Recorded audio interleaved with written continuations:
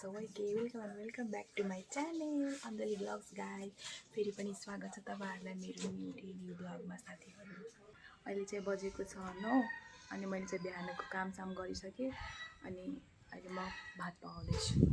अनि खाना चाहिँ मैले आज चुलोमा बनाउँदैछु। लगभग मेरो दाल चाहिँ पाकिसक्यो अनि झान्न मात्रै बाँकी छ। सूर्यदेव चाहिँ उठिसक्नुभयो टलकपुर घाम लिएर। तपाईँले देखाउँछु म हाम्रो सूर्यदेव। चुलोमा भात दाउरामा पकाइरहेको छु गाइस। यो चाहिँ हाम्रो चुलो गाउँले स्टाइल। यहाँ चाहिँ दाल लगभग पाकिसक्यो, झान्न मात्रै बाँकी छ। यो चाहिँ चामल भिज्न दिएको छु खानाको लागि। चुलोमा खाना मिठो पाक्छ नि चुलोमा खाना। पाकिसक्यो गाइस। यहाँ चाहिँ म माड निकालिरहेको छु, भातको माड।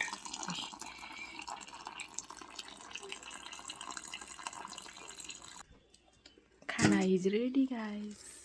भात पाकिसक्यो हाम्रो। तरकारीमा चाहिँ परवल अनि बन्दाकोपी मिक्स। अहिले देखाउँछु तपाईँलाई। दिस इज परवल एन्ड बन्दाकोपी तरकारी।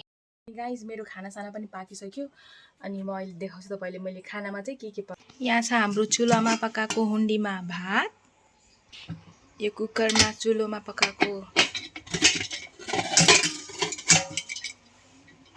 कालो दाल चाहिँ रहेको छ हाम्रो आलु अनि परवलको तरकारी गाइस। अरू बेला चाहिँ दुईटा तरकारी अनि चटनी बनाउने गर्थेँ, तर आज चाहिँ बाबुको मामु ड्याडीको छुट्टी भएकोले अनि आज चाहिँ ढिलो उठेँ नि त। ढिलो उठेको कारणले मैले आज एउटा तरकारी मात्रै पकाएँ, एउटा तरकारी। अनि हे गाइस, म चाहिँ अहिले खानासाना खाएर नुहाइ धुवाइ गरेर माथि आएको छु आफ्नो कोठा रेस्ट गर्नको लागि। अब रेस्ट गरेर म के गर्छु त्यसको बाद पता चल्छ के गर्छु भनेर। एकछिन मैले रेस्ट गरिसकेँ। अब चाहिँ महिनीको घरको काम धन्दा गर्नको लागि आँगन बढार्नु छ। आँगन बढारेर मैले भाँडा पनि माझ्नु छ। सो महिनीको गाइस लेट्स मसँग काम गर्न हिँड्नुहोस् है त।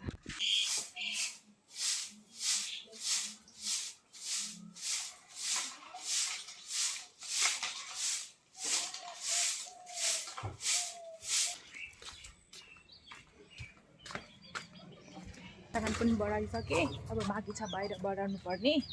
बाहिर चाहिँ यहाँ हाम्रो रोड मेन रोड बनेको छ। भर्खरै बनेको यो मेन रोड। यहाँदेखि त्यहाँसम्म बढाउनुपर्छ गाइस।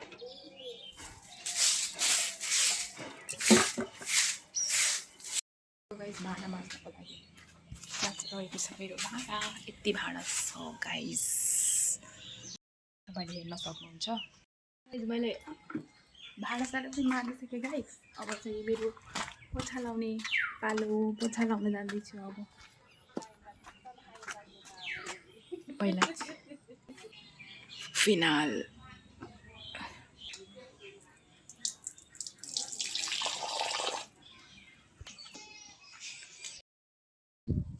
अनि गाइस मैले आँगनसाँगन पनि बढारेर भाँडासाँडा पनि माझिसकेँ। भाँडासाँडा माझिसकेपछि अनि पोछा पनि लगाइसकेँ। मैले चाहिँ गाइस पोछासोछा पनि लगाइसकेँ। धेरै काम गरेको कारणले एकदमै मलाई भोक चाहिँ यति लागेको छ नि गाइस, यति भोक लागिरहेको छ। कुरै छोडिदिनुहोस्।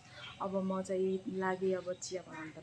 चिया अनि बिस्कुट खान्छु अनि दिउँसो एकचोटि मात्रै खाना खान्छु कि गाइस, त्यही भएर भोक लाग्छ। अनि गाइस म चाहिँ अहिले माथि आएको छु लुगा चेन्ज गर्नको लागि। मलाई चाहिँ किन हो एकदमै जाडो लागिरहेको छ कि जाडो पनि बढेको छ नि त अचानक। अनि मैले चाहिँ मोटो लुगा लगाएको छु। टी सर्ट अलिअलि मोटो छ, धेरै मोटो पनि छैन। अनि मोटो लुगा लगाइसकेपछि मलाई भोक एकदमै लागेको छ। अनि म चिया बनाउँछु, चिया र बिस्कुट खान्छु। अनि हाम्रो घरमा चाहिँ सबैजना चिया लभर क्या, टी लभर्स सबैजना। दुईचोटि त कम्पलसरी पाकेको हुन्छ चाहिँ हाम्रो घरमा चिया। त्यसको गाइस चिया बनाउनतर्फ लागौँ है त। चिया अनि बिस्कुट खान्छु अनि खानासाना पनि पकाउनु पर्छ।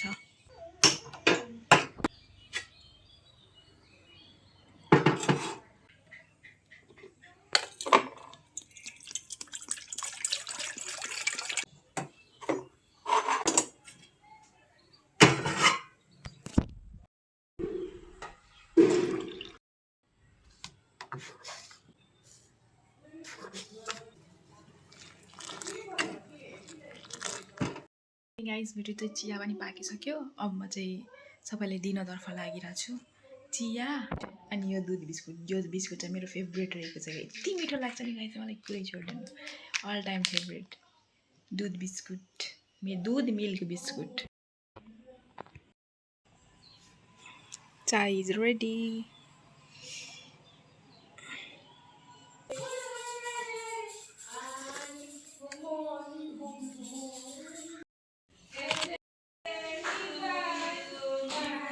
अनि म चाहिँ गइरहेको छु रातिको खानाको लागि दाउरा ल्याउन। के रोप्नु भएको छ, राईको साग, यहाँ लौका, अनि यता चाहिँ भान्टा, यता धनियाँको बिउ। गाइज मैले अस्ति तपाईँलाई भनेको थिएँ नि, हाम्रो धान चाहिँ सबै पानीले गर्दा अस्ति तिहारको पछि 2-3 दिन पानी परेको थियो नि त। अनि त्यतिखेर चाहिँ हाम्रो सबै धान सुतिसकेको थियो क्या। अहिलेसम्म चाहिँ हाम्रो धान पनि कटान भएको छैन। म अहिले तपाईँहरूलाई देखाउँछु। धान चाहिँ अहिलेसम्म पनि कटेको छैन। खोइ कहिले कट्ने हो केही थाहा छैन। सक्नुहुन्छ गाइज, यहाँ हेर्नुहोस् त, पुरै खेतैभरि सुतेर बसिरहेछ धानको हालत। खेताला पनि कहिले काट्नुहुन्छ केही थाहा छैन। खेताको धान चाहिँ पुरै सुतिसकेको छ, यताको धान चाहिँ छैन सुतेको। खोइ के कारणले होला। पानी पनि यति परेको थियो नि गाइज, एक त पुरै धान पाकिसकेको थियो अनि त्यसमाथि पनि पानी परेर सबै धान सुत्यो। पुरै नाश गरिदियो क्या यसपालि बाले हाम्रो। हामी त किसान मान्छे, झन् कस्तो गाह्रो हुन्छ हामीलाई। साथीहरू म चाहिँ रातिको खानासाना पनि खाएर आइसकेँ, मुखसुख धोइसकेँ। अनि आज चाहिँ मेरो भिडियोमा बाबु चाहिँ आएन, किनभने बाबुको मम्मी ड्याडीको छुट्टी थियो। त्यही भएर दिनभरि मामु ड्याडीसँग नै टाइम स्पेन्ड गऱ्यो। त्यही भएर आज म फ्री थिएँ गाइज। अनि आएको छु अहिले म सुत्नलाई। अनि एकछिन मोबाइल चलाउँछु, भिडियो एडिट गर्छु। साथीहरू आजको भिडियो चाहिँ म यहाँ इन गर्न चाहन्छु। Hope you guys enjoy this video. सुरुदेखि अन्तसम्म हेरेर साथ दिनुभयो, उहाँहरूलाई धेरै धेरै भन्दा धन्यवाद। अनि भेट हुनेछ नेक्स्ट डे नेक्स्ट भ्लगमा। साथीहरू लाइक, कमेन्ट अनि सेयर अनि सब्सक्राइब चाहिँ गर्न नबिर्सिनु होला। मेरो भिडियोलाई चाहिँ फुल टु फुल सपोर्ट गरिदिनु होला। म चाहिँ न्यू बिगिनर हो, मलाई त्यति राम्रोसँगले एडिट पनि गर्न आउँदैन, मजाले बोल्न पनि आउँदैन। So you guys enjoy this video. फेरि हुनेछ अर्को दिन नेक्स्ट डे नेक्स्ट भिडियोमा भेट। ओके, त्यति दिनको लागि bye bye, take care, bye bye guys.